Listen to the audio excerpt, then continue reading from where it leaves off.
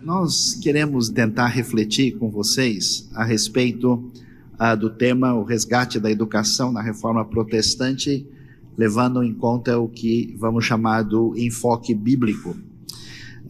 É muito importante considerar aí essa foto tirada aí em frente à catedral lá de Wittenberg, onde estão as 95 teses na Alemanha.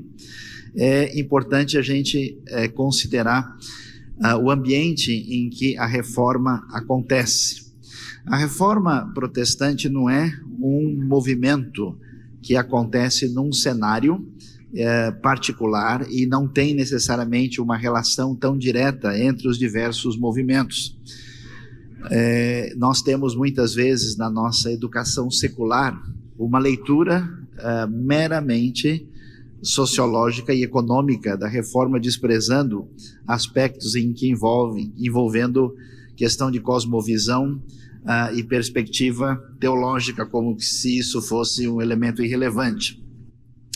Mas desde os primeiros movimentos pré-reformados, que envolvem, por exemplo, os valdenses no norte da Itália, por volta do século XII e XIII, como aquilo que já acontecia na Inglaterra, em Oxford, com gente como William Tyndale, antes da reforma, e que influenciou, por exemplo, Jan Hus, na Boêmia, a atual República Tcheca, havia toda um questionamento que levava em consideração o fato de que estavam no ambiente europeu cansados de um escolasticismo aristotélico, havia toda uma série de dificuldades de ordem socioeconômica no ambiente europeu e, claro, havia um comportamento, uma postura do ambiente religioso medieval que levantava uma série de questões de dificuldades. Tanto é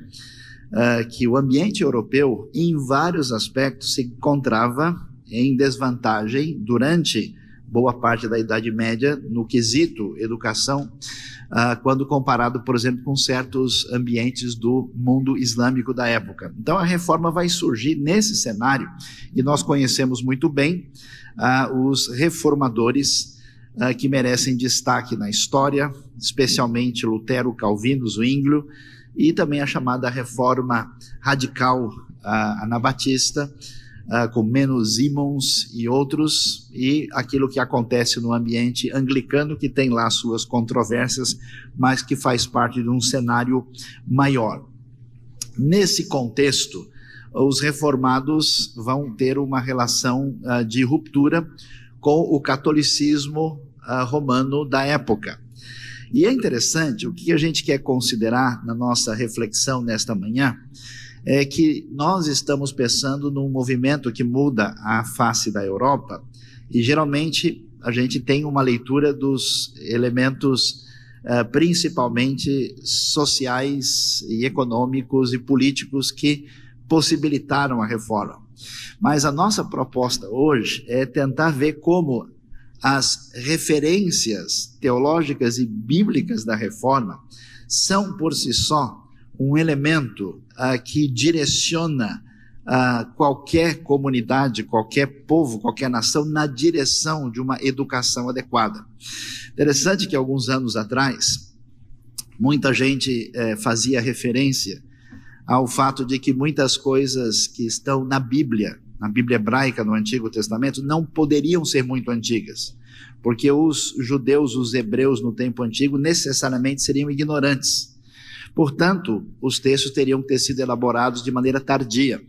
Essa ideia tem cada vez mais sido deixada de lado, não só porque ela não faz sentido com a percepção da referência histórica que a gente encontra na tradição hebraica. Preciso de uma ajuda urgente aqui, porque o computador diz que está sem energia e logo ele precisará de uma oração forte aqui. De uma reforma especial, se alguém puder nos socorrer. Diz que temos 7% de bateria e que Deus nos abençoe na nossa empreitada aqui.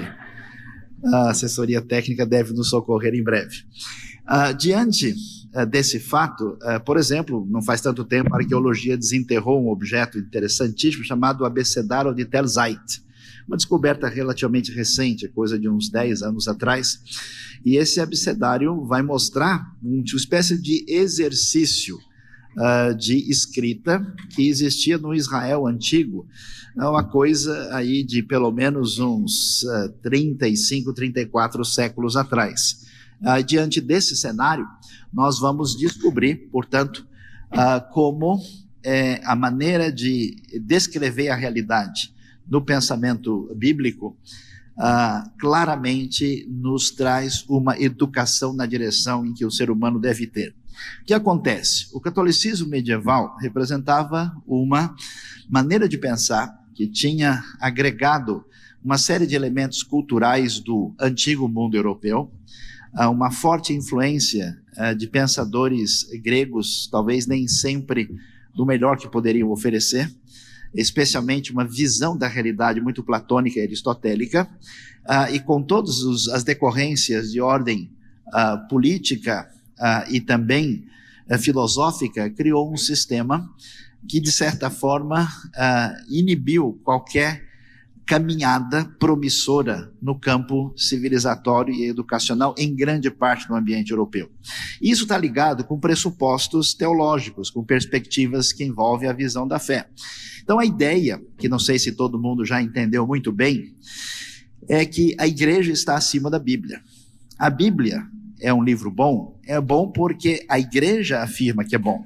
E como a igreja afirma que é bom, a igreja é a autoridade, é a referência máxima, a famosa frase latina, extra ecclesia nulla salus, fora da igreja não há salvação. Então o comportamento do catolicismo, historicamente, colocava a realidade nessa direção. A visão protestante ou evangélica vai virar isso dizendo a igreja é boa, dependendo do que a Bíblia vai dizer sobre ela. E não a Bíblia é boa, dependendo do que a igreja diz sobre ela. A autoridade, portanto, está na Escritura e não na igreja. Por isso que, por exemplo, os livros apócrifos ou deuterocanônicos são referendados de maneira definitiva no Concílio de Trento, exatamente com a ideia de que a igreja tem a autoridade de mexer no texto quando quiser e definir a sua autoridade. Então tira, põe, deixa ficar e assim por diante, a coisa caminha nessa direção. O problema da autoridade da igreja não é só um conceito teológico, é um conceito também que se discute historicamente, é um problema. Já que o catolicismo desenvolveu uma ideia que a revelação não parou, prossegue dentro da igreja, por isso que a palavra de um concílio do Papa junto com os cardeais tem autoridade tanto quanto da Escritura, a pergunta é por que a igreja muda, por que ela muda a sua perspectiva e até mesmo afirma que a maneira de entender, por exemplo, judeus e protestantes no passado não é o que reflete o pensamento da igreja hoje. Por isso a história católica acaba questionando esse tipo de autoridade. Os protestantes estavam preocupados com isso.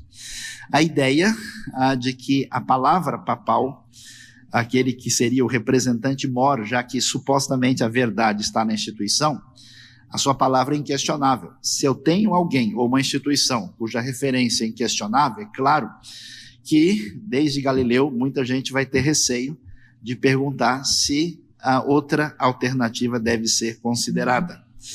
Além disso, a maneira de se relacionar com Deus, ela entra no cenário de maneira muito significativa. Por quê?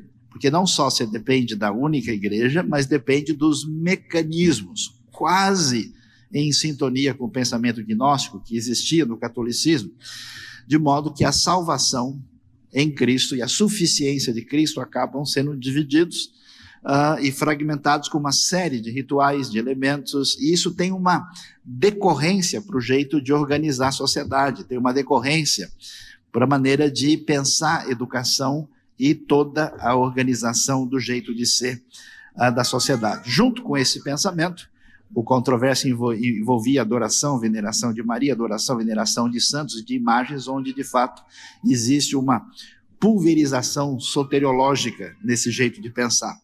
E esse raciocínio é apoiado com a ideia sacramental, que já que a igreja detém não só a verdade, mas o caminho adequado em relação a Deus, os rituais carregados de graça dentro da igreja, que segundo a teologia católica se chamava de ex opere operato, funcionam por si mesmos, seriam capazes de trazer graça para as pessoas e levá-las na direção que Deus desejava.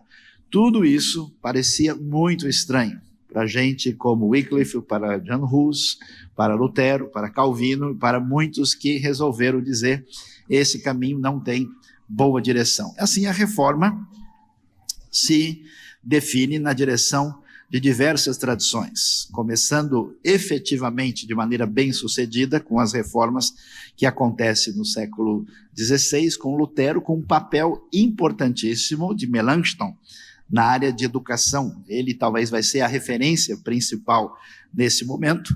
A tradição franco-suíça que vai ter aí a partir da reforma chamada calvinista, e ao mesmo tempo a suíço-alemã, com Zwinglio, que tem uma certa sintonia com o pensamento calvinista, e depois as reformas mais radicais dos irmãos suíços, que dão origem aos chamados anabatistas, e finalmente nós temos aí mais tarde a reforma anglicana que a gente já mencionou. É interessante a gente olhar o cenário aí europeu, impressionante quando a gente observa a dimensão em que a realidade da reforma vai acontecer. Todos esses pontos mais verdinhos aí são os famosos huguenotes, que têm um impacto impressionante na França. Toda a área mais alaranjada é a vitória definitiva do protestantismo. E é interessante, além da reforma produzir toda uma caminhada significativa em relação à educação, ela provoca, na reação que está marcada aqui do movimento especialmente jesuíta, a Companhia de Inácio de Loyola, uma direção um pouco diferente do catolicismo, que a partir daí começa a se preocupar mais intensamente com educação. Se a gente puder pensar em reforma no seu sentido talvez mais emblemático, é muito interessante observar essa estátua de Lutero, que está em Wittenberg, e que reproduz um pouco de uma pintura interna que está na catedral.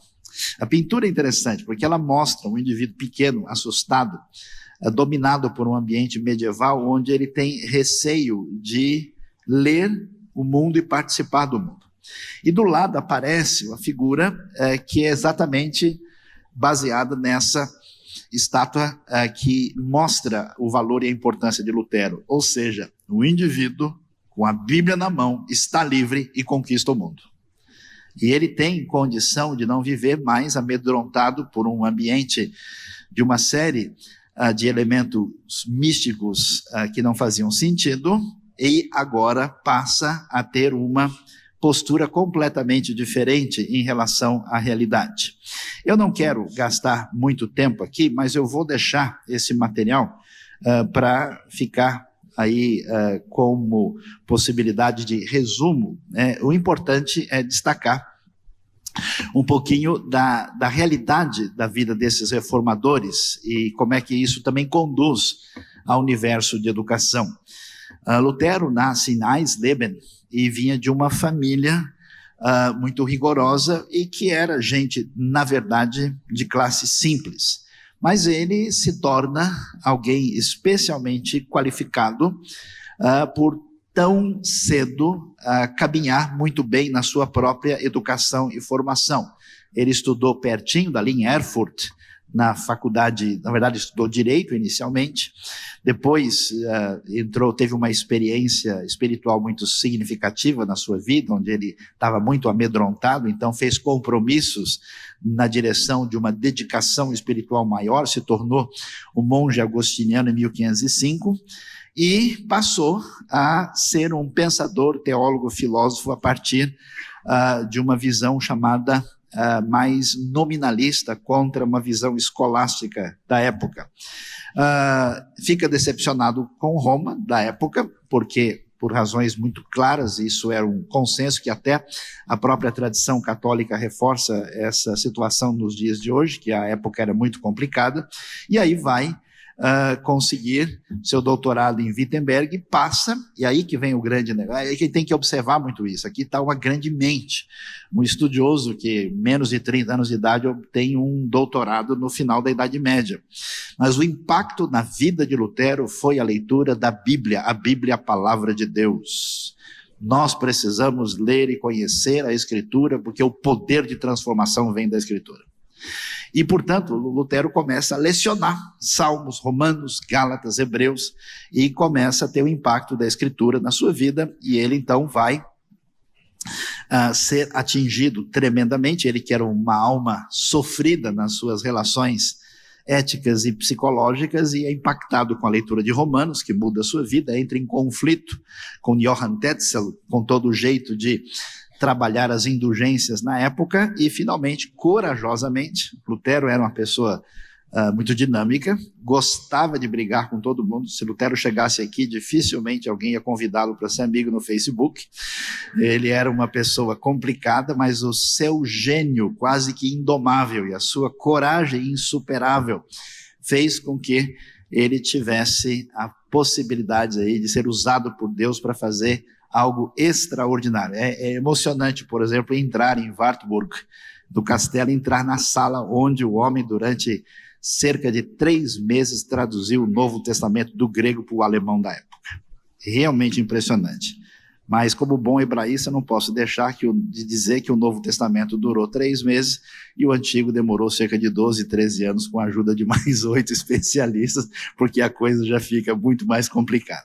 Portanto, ele bate de frente nas suas 95 teses, escreve diversas obras e enfrenta o maior imperador do mundo, o imperador Carlos V, que não só representava aí o que sobrou desse grande império romano-germânico medieval, como o reino de Espanha com suas colônias no mundo. O homem dizia que se dizia que o sol nunca se punha sobre as terras onde reinava Carlos V, e o Lutero foi bater boca com ele assim de boa, tranquilamente, sem nenhum receio, e disse para ele: é o seguinte, a não ser que a Escritura me prove que eu estou errado, eu não vou mudar, aqui eu permaneço, hier stehe ich, a sua famosa frase em alemão. Lutero realmente impressiona.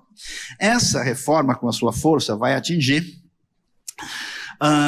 o mundo independente de Lutero, para ver como os elementos sociais conduziram. Zwinglio, mais ou menos na época próxima, vai iniciar uma reforma um pouco diferente. Nós podemos rapidamente ver um certo contraste.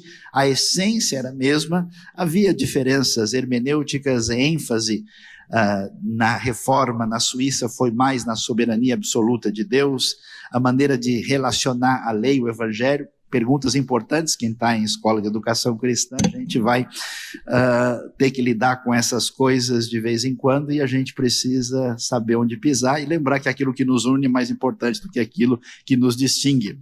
A discussão sobre batismo e ceia, o corpo de Cristo, ele vai assim nessa direção, há quase um pouquinho antes da grande reforma de Calvino. Calvino vai ter um impacto impressionante. A reforma calvinista chega ao Brasil, na grande invasão francesa do Rio de Janeiro. O primeiro culto protestante das Américas acontece aqui pertinho do aeroporto Santos Dumont, por volta de 1555, com a presença da invasão francesa que pretendia fazer a famosa França Antártica aqui. Calvino, com as Institutas, que vai ser a sua grande obra de referência, e que também tem uma história significativa. Vamos observar que esses homens que nós conhecemos como reformadores eram grandes estudiosos, grandes professores, grandes intelectuais e educadores da época. E, portanto,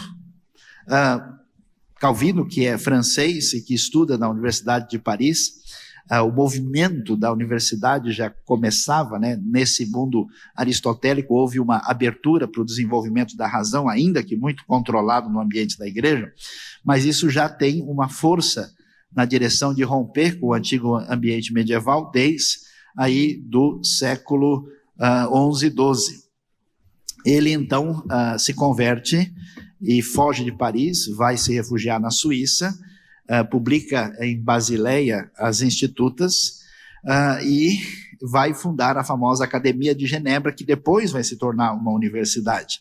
Era mestre administrador, pregador, acolheu os refugiados, especialmente o caso de John Knox, que fugiu da Escócia e foi para a Suíça, e escreveu tantas coisas. Uma das coisas impressionantes de Calvino foi tentar numa época sem referência nenhuma. Porque todo mundo que faz pregação, sermão, estudo, é beleza, né? Hoje em dia, inclusive, entra no celular, nem olha direito onde é que está entrando. E as muitas bíblias nos fazem delirar. Há tanta coisa disponível que o sujeito não sabe nem onde, o que escolher, o que pegar. Pois é, Calvino não tinha nenhuma referência. Ele tenta, pela primeira vez, fazer uma espécie de trabalho exegético, de pegar o texto bíblico e comentar. Primeira proposta de ler o texto e explicar, tentando chegar na direção da intenção do autor, é uma proposta de Calvino, e por isso ele deve seguramente ser muito bem lembrado. Escreve tantas obras, uma pessoa de muita referência, e ele com o Zwinglio vão marcar essa grande reforma de inspiração calvinista, cujos desdobramentos chegam, inclusive, ao lugar onde nós estamos nos reunindo hoje. Essa reforma acaba tendo expansão pela Europa mais do que os outros movimentos. Ela vai atingir muito, não só a Suíça, tem um desdobramento na França, infelizmente a noite de São Bartolomeu vai prejudicar o seu crescimento, vai atingir a Holanda com muita força, e as ilhas britânicas, especialmente a Escócia. Essa teologia enfatiza bastante a soberania de Deus. Discutiu-se um sistema um pouco mais integrado e completo na época, governo eclesiástico, normas para o culto, política, sociedade. É uma coisa interessante, que talvez a realidade brasileira precise aprender com isso. A gente tem uma igreja que é uma igreja muito viva, forte, efervescente, evangelística e missionária. Mas uma igreja que tem pouco impacto na transformação dentro da própria sociedade. Talvez por uma ideia de que o nosso papel é mais individual e interior. Eu fiquei surpreso visitando, não faz tanto tempo, o Japão. O Japão quase não tem cristãos, meus queridos irmãos. A proporção de cristãos no Japão, incluindo todo mundo, tudo que está envolvido, com ou sem colesterol, dá um pouquinho mais de 1%. E desse 1%, um pouco mais da metade é protestante evangélico. Mas com esse número tão reduzido de crentes, o Japão tem 20 universidades cristãs. É uma coisa interessante. Nós temos um caminho limitado nessa direção, talvez em função de contornos da nossa própria cultura e da maneira como nós entendemos a nossa relação com a fé. A tradição calvinista vai ter um impacto muito grande, a sua referência maior, a Confissão de Fé de Westminster, e as suas obras que marcaram o movimento que teve talvez o seu impacto mais significativo, além da Europa, especialmente nos Estados Unidos da América do Norte. A grande referência histórica, Genebra, que criou um dos países mais impressionantes do mundo. A influência criou aquilo que a gente vê hoje na Suíça, todos os países onde a reforma atingiu o âmago da construção da identidade do pensamento, são os países do mundo com o IDH mais elevado.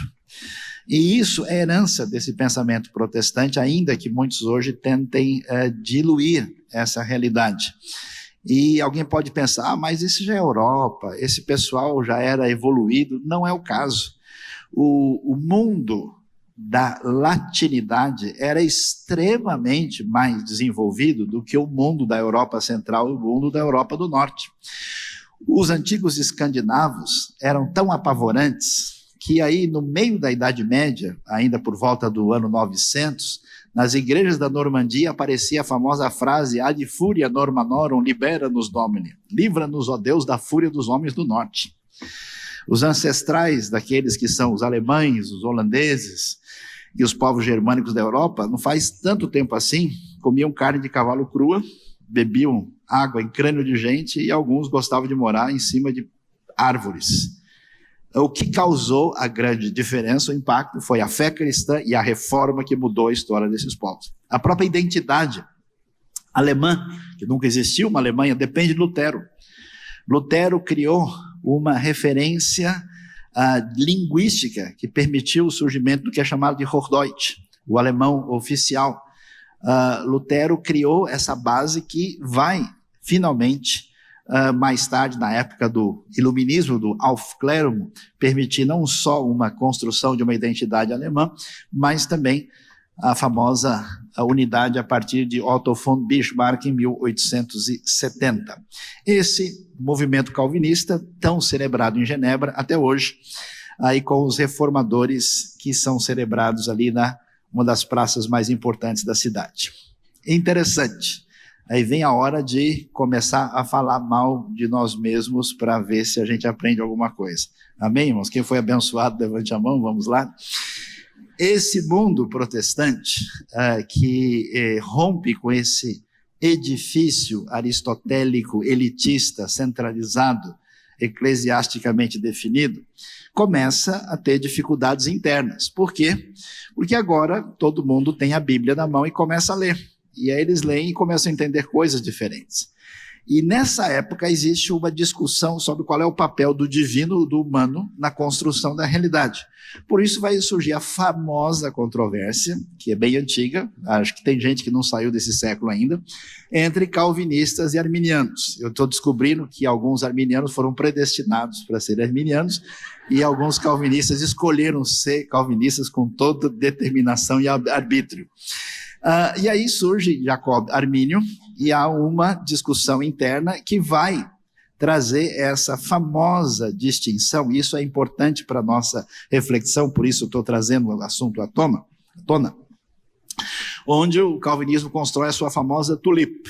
E aqui não tem jeito, a gente precisa citar coisa em inglês, só que tivemos aí talvez um desencaixe aí, eu vou tentar suprir. Parte das coisas vocês veem com os olhos e o outro com os olhos da fé, porque o nosso seminário é bem espiritual aqui. Fala-se da total depravação do ser humano, a eleição de Deus incondicional, o ser humano não participa em nada, a expiação ela é limitada, Cristo teria morrido só pelos eleitos que serão salvos, a graça de Deus não pode ser resistida e os santos vão perseverar até o fim. Ou seja, a bola toda está do lado divino. Do ponto de vista do arminianismo, isso foi completamente impossível de ser aceito, porque diz, não é possível, o ser humano não pode funcionar de maneira que nos parece tão determinista. Então eles definiram que o caminho é outro, existe livre-arbítrio, existe uma eleição condicional, uma expiação universal, uma graça que pode ser resistida e é possível cair da graça. Esse desencontro marcou boa parte da história da igreja na Europa, da igreja reformada, os caminhos divididos, marcou a América do Norte e tem marcado muitas vezes de maneira não muito salubre a realidade brasileira. E o que é tão valioso aqui? Uma vez que a gente aprende com a reforma, a gente vai ter que aprender com os desdobramentos do caminho que a reforma toma e como isso atinge a esfera da educação. Porque, ao mesmo tempo em que nós temos a responsabilidade de trabalhar na direção de uma unidade, de uma verdade, de uma referência nítida que é o Evangelho, a gente vai entender que dentro dessa realidade existe variedade e diversidade de opiniões.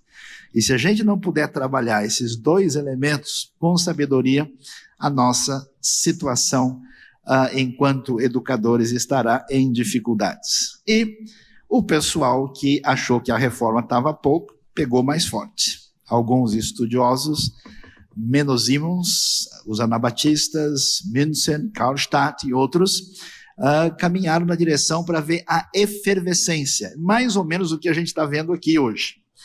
Gente sentiu a fragilidade, a insuficiência e o perigo de uma educação secular, permissiva, humanista, antibíblica. E começou a construir em tudo quanto é lugar. De repente todo mundo se encontra. E agora a gente precisa dialogar e interagir. Os reformadores, cada um começou o seu projeto. O problema não é as nossas denominações, o problema é que hoje cada indivíduo tem pelo menos 3 denominações vivendo dentro dele, onde há 2 evangélicos reunidos, há pelo menos 7 opiniões diferentes. E assim a gente tem um mapa de toda essa caminhada, perceba, desde o norte da Itália, Suíça, lá na França, em vários lugares da Alemanha e na Holanda, quase que ao mesmo tempo, esses reformadores radicais que fizeram coisas muito valiosas e algumas que, digamos assim, passou do ponto. Referência especial, lembrando de Menno Simons, o pai dos menonitas, que começam a dizer, esses reformadores tiraram sua poeira da Igreja Católica, a gente precisa resolver esse negócio de maneira mais significativa. Esses grupos tiveram muito mais força na América do Norte e, digamos assim, nas Américas de modo geral. Então, em 1527, surge uma confissão de fé dessa chamada União Fraternal. Mais tarde, a gente vai ter uma intensa perseguição, inclusive é importante saber que houve perseguição de protestantes a outros protestantes, o que é lamentável e que precisa nos ensinar. Houve extremismos, como por exemplo o que acontece com Münster, onde se dizia que o mundo acabou e as pessoas fundaram uma espécie de reino fechado onde ninguém poderia entrar, e talvez o empreendimento que teve mais impacto e desdobramento foi exatamente o de Menno Simons. Os anabatistas tentaram caminhar numa direção de voltar ao ideal da igreja primitiva, separar a igreja e Estado, que é uma discussão que a gente precisa considerar, o batismo só de gente consciente, a ideia de afastamento do mundo e uma fraternidade e igualdade quase absoluta e uma total vida pacifista, e por isso desenvolveram vidas comunitárias em colônias agrícolas. Depois de toda essa situação, alguns dizem que os gregos tentaram fazer do evangelho uma grande filosofia, os romanos tentaram fazer dele um grande sistema de controle do mundo, os alemães tentaram fazer uma grande obra de especulação filosófica, os americanos fizeram dele um grande negócio e os brasileiros estão tentando fazer dele uma grande bagunça. Então vamos ver o que acontece. É bom a gente entender esse cenário. Observem só, o nosso mundo protestante reformado, ele se desdobrou mais ou menos, se a gente pode dizer assim, nessa variedade de tradições que tem a referência da reforma como unidade e toda a sua discussão. E é importante ver como é que isso funciona no eixo da história. A tradição reformada inicial tem um perfil, digamos assim, um pouco mais ligado a Calvino e Lutero. Então, os luteranos, calvinistas, presbiterianos reformados e alguns batistas entraram nessa sintonia. A reação diferente, ligada à realidade do mundo em que estavam vivendo, surge a tradição arminiana, que vai ter desdobramento entre metodistas, wesleyanos, os chamados batistas do livre-arbítrio, renovados, pentecostais e nazarenos. E isso tudo gerou um questionamento forte, e a gente até, de certa forma, muitos que têm tentado pensar em educação cristã, às vezes vão ver materiais que você diz, espera aí, será que isso aqui é cristão mesmo? Será que isso aqui é evangélico? Porque surgiu uma tradição liberal no sentido de negação da escritura, da sua autoridade, de milagres, uma série de coisas. Essa tradição ficou muito forte na Europa e nos Estados Unidos e gerou uma tradição oposta, radical, extrema, que foi a tradição ultraconservadora, muitas vezes chamada de muito fundamentalista. Que é a tradição que se negava a raciocinar, entendendo que a relação com Deus nunca passará pelo uso do bom senso e da razão. No meio dessa confusão e do cansaço da razão, surge o pessoal que diz, chega de pensar, vamos orar, vamos pedir para o fogo descer. E aí a tradição carismática surge com força no século XX, e boa parte da igreja evangélica mundial hoje ou é pentecostal, ou mais do que pentecostal, ou pelo menos levemente apimentada. Cria-se uma grande vitamina mista, põe tudo no liquidificador, a vitamina está servida e nós temos hoje, graças a Deus, uma tradição evangelical, celebrada desde o meio dos anos 70, quando a gente tem aí as iniciativas de Lausanne, que reúne aquilo que nos une essencialmente e coloca distinções menores de outro lado. E agora a coisa está complicada, a coisa está difícil. Não sei se eu deveria mencionar isso aqui, que é uma questão muito erudita e técnica. Tem uma música sertaneja que diz que a coisa está feia, a coisa está preta, quem não está com Deus está na unha do capeta, né? Como o negócio é muito sério, a gente de fato tem que pensar. No mundo que nós vivemos, é um mundo pós-humanista, o mundo quase que pós-existencialista, o mundo pós-moderno, o mundo da modernidade líquida, se quisermos pensar em Zygmunt Bauman, ou outros estudiosos, onde essa indefinição, meus queridos, a coisa é difícil para a gente compreender, é duro no coração e é digno de oração. 1 milhão de pessoas se matam no mundo por ano. Estamos assustados com 500 mil assassinatos por ano, dos quais o Brasil responde por 10%, 11%. Mas o número de suicídio é maior, é o dobro disso. É uma geração sem esperança, é uma geração atingida pelas drogas e pelos psicotrópicos de todo tipo, que levam a uma alienação. É uma geração em que as pessoas se relacionam quase que só eletronicamente. É uma geração narcisista, é uma geração maluca. Socorro, pare o mundo que eu quero descer. Foi uma frase sábia que eu ouvi do muro um dia desses. É complicado. Esse mundo pós-moderno é um mundo que a gente, né, já começou a se criar uma espécie de igreja que interage com esse mundo pós-moderno, mas isso ainda não se definiu. É uma dificuldade, a gente precisa pensar e refletir sobre isso. Diante desse cenário, vamos ao que nos interessa mais. O que, de fato, na sua essência, toda a realidade da reforma tem como recuperação da Escritura, que se torna nosso ponto de partida para a construção de uma cosmovisão cristã, uma cosmovisão em sintonia com o movimento da reforma e com a Escritura Sagrada. Primeiro, sola Scriptura. A Bíblia é a palavra de Deus e a referência para nós. Segundo, a relação com Deus não se dá por meio de obras e não se dá por meio de uma intermediação de uma instituição, não se dá por meio de rituais, de sacrifícios, de qualquer outra coisa, porque somos salvos pela graça e pela fé. A sola gratia e sola fide são referências que marcam a reforma nos seus 500 anos celebrados. Solos Christus, não é sola Ecclesia, não é sola qualquer outra referência do imaginário religioso. Somente Cristo é o caminho para Deus. E somente a Deus toda glória, só lhe deu glória. E nesse ambiente, dos desdobramentos, eu diria o desdobramento mais significativo dos solas da reforma, no contexto medieval, que vai impactar a perspectiva que temos sobre educação, vai ser a famosa referência que é o sacerdócio universal dos crentes. Diferente, é aí que nós temos que entender bem, preste atenção. No mundo antigo, toda opressão, ela é justificada teologicamente. Veja que a gente vê uma frase tão inocente na Bíblia, que os egípcios consideram uma abominação, final de Gênesis diz, os pastores de rebanhos, porque os hebreus fazem isso. No mundo antigo, as grandes civilizações opressoras, elas se caracterizaram pelo cultivo extensivo da agricultura, no qual a maior parte da população era escrava, ninguém era ninguém. No mundo romano, 60% da população é escrava. No Egito, a vida de uma pessoa comum é trabalhar a vida toda para construir um caixão de pedra gigante, mais conhecido como pirâmide, para colocar ali o faraó, que na verdade é uma divindade.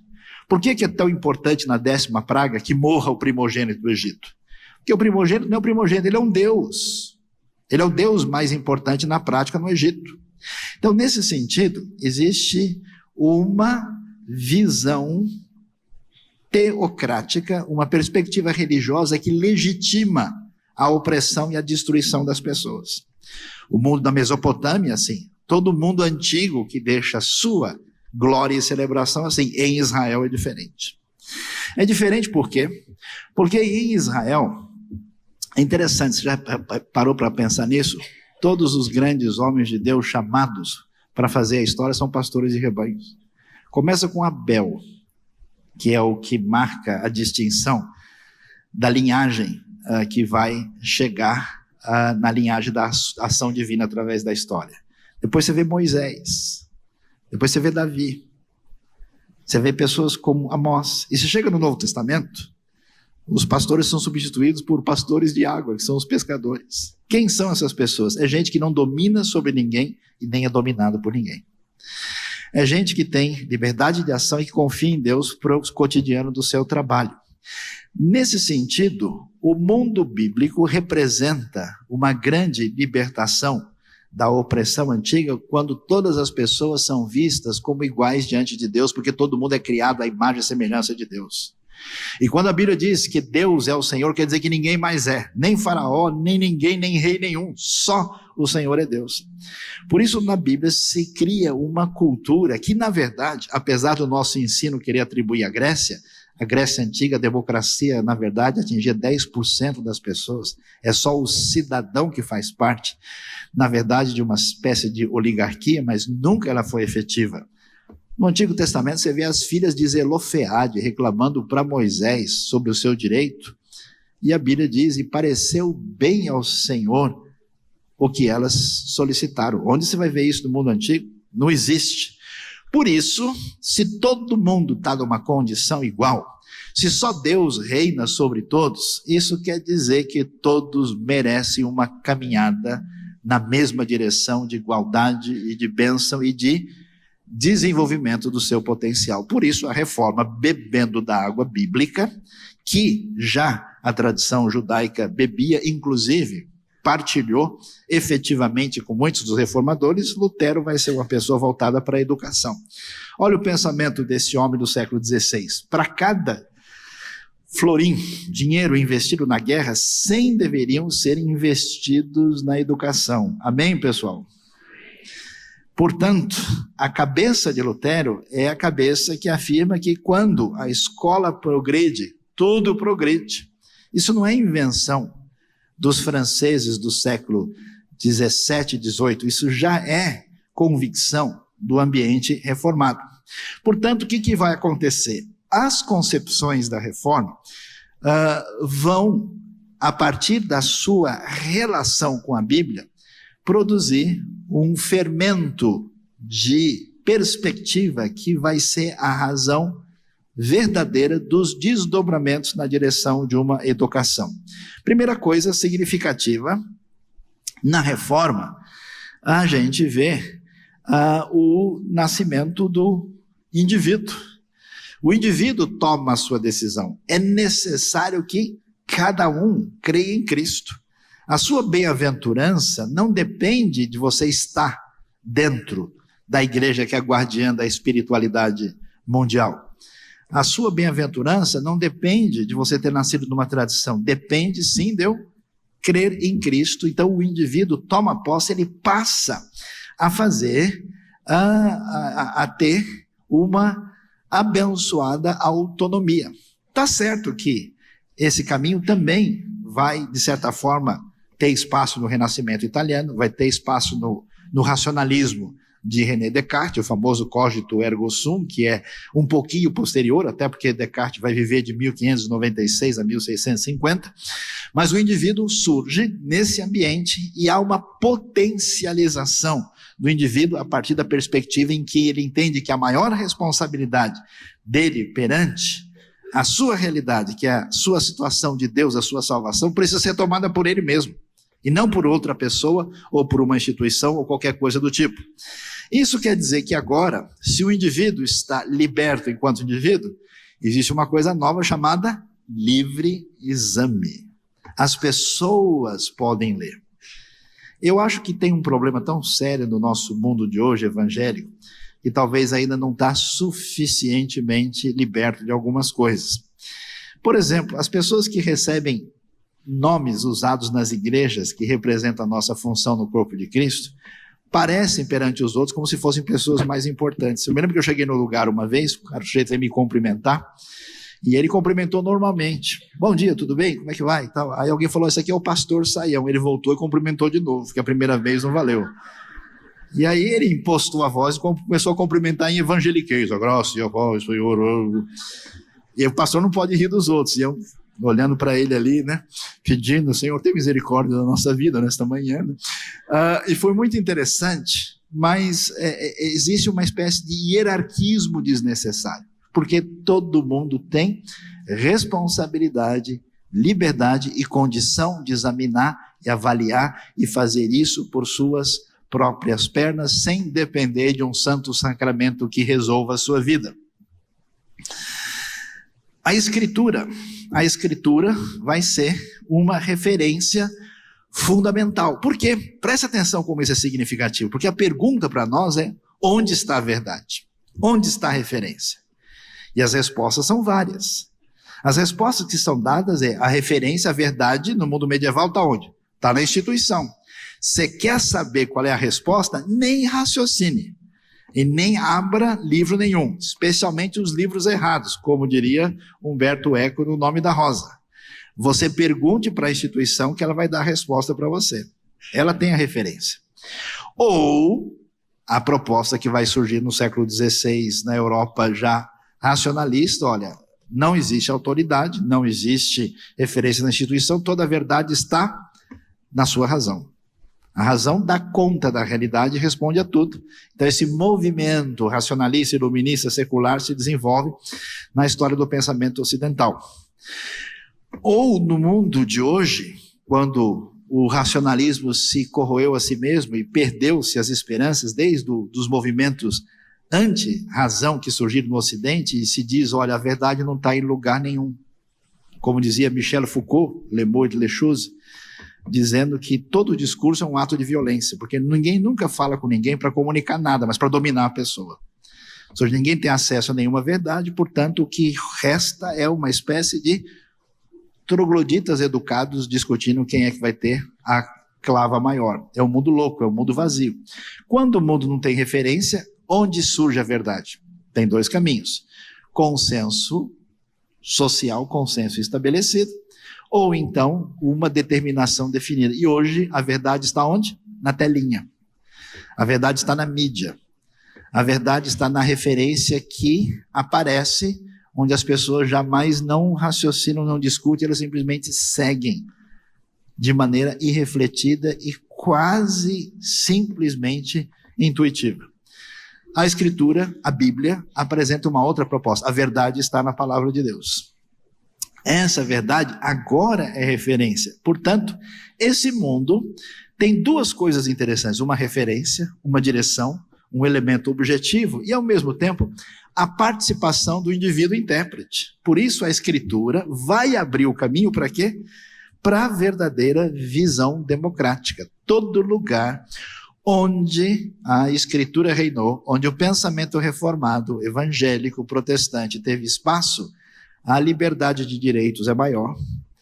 As pessoas colocam as suas opiniões, a multiplicação da literatura se estabelece, surge o crescimento de todas as áreas, porque a ideia é que ninguém pode estar acima dos outros, tentando ter um domínio divino, porque a verdade não está na instituição nem na pessoa, está na Escritura. E a Escritura está aberta, todo mundo pode ler, todo mundo pode pensar, todo mundo pode questionar, todo mundo pode apresentar uma perspectiva com base naquilo. Já que é assim, qual é a grande questão? Se nós temos a referência que está à nossa disposição, que foi nos dada em palavra escrita, é necessário que todo mundo leia e tenha acesso a essa palavra escrita. Qual é o problema do mundo medieval? No mundo medieval, a educação é perigosa. Ela tem que estar na santa instituição. Quem que merece educação? Somente o clero. Que tipo de educação? Voltada para as referências da manutenção do jeito de ser da própria comunidade da fé, dessa comunidade específica. E os demais estão fora. É uma educação de uma língua que ninguém entende e fala, que é latim.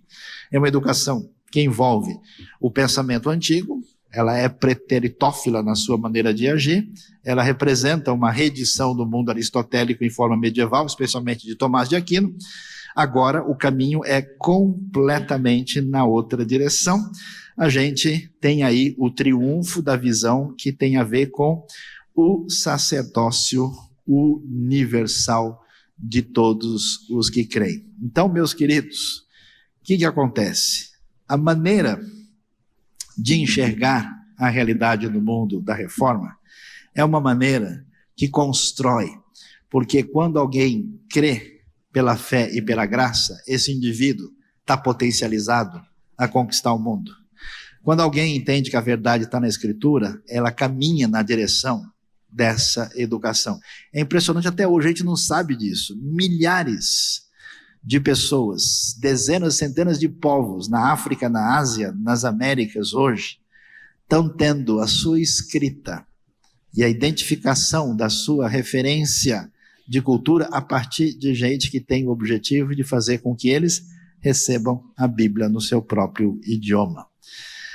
Eu fiquei impressionado a ver que tribos antigas da América do Norte, que nem existem mais hoje, tiveram o Novo Testamento traduzido, porque imediatamente, independente das discussões colonialistas e outras econômicas que tinham outros desdobramentos e interesses, gente voltada para o interesse da apresentação da palavra de Deus rapidamente ensinaram, alfabetizaram e fizeram com que essas culturas ágrafas tivessem um acesso diferenciado. Vale aqui citar a famosa palavra do Jorge Luis Borges, grande literato argentino, citando um filósofo, Oswald Spengler, que diz que quando a palavra divina entra no cenário da história, e ela é uma palavra que permanece constantemente, os antigos resolveram escrevê-la e guardá-la como palavra que deixou de ser uma palavra que se perde no tempo, uma palavra que não tem referência de continuidade. A palavra passou a ser perene, e por causa dessa relação, a literatura nasce com essa força de elemento sacro, e esse elemento sacro é que causa esse desdobramento na opinião do filósofo. Por isso, o que nós temos? Nós temos um universo promissor de educação. Vale aqui fechar nossa reflexão, mostrando a relação muitas vezes apresentada sobre protestantismo e educação.